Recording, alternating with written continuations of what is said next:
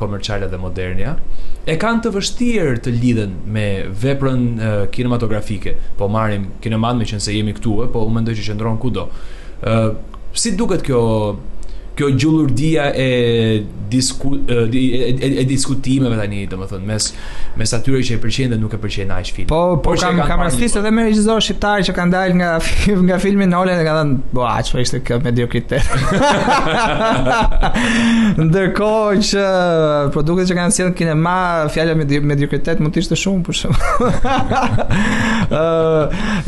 Jetojmë në një botë ku të gjithë jemi ekspertë të çdo gjëje. Edhe kritikojmë Nolan. Shikoj, unë jam shumë okay me faktin nëse ti thua më pëlqen ose nuk më pëlqen mua ky produkt. Sepse ti jep një mendim personal. Por ama kur ti thua që ky produkt nuk bën, ose çfarë është kjo gjë, ja? Ti po ngrihesh në piedestale dhe po ul një gjenit koston, siç është Nolani, ndërkohë që pas Nolanit aty janë dhënë 2000 veta të tjerë që punojnë. Edhe ai personi që ka bërë atë mekanizmin e ciklopit, edhe ai është për të thënë bravo në këtë film. Sepse nuk është vetëm Nolani, në këtë film janë 2000 veta që punojnë.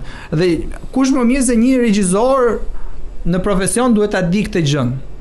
Kështu që tash jam shumë okay në momentin që secili nga ne jep një mendim personal. Unë jam shumë okay nëse dikush thotë mua personalisht nuk më pëlqeu Zendaya. Por ama kur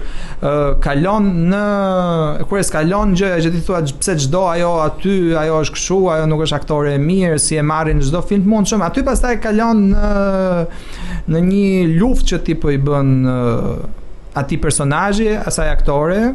Nuk më pëlqen ky negativitet ndonjëherë kur flitet kur e vën veten tënde në piedestal dhe arrin të bën dhe do të bësh kritikën e çfarëdo lloj gjëje.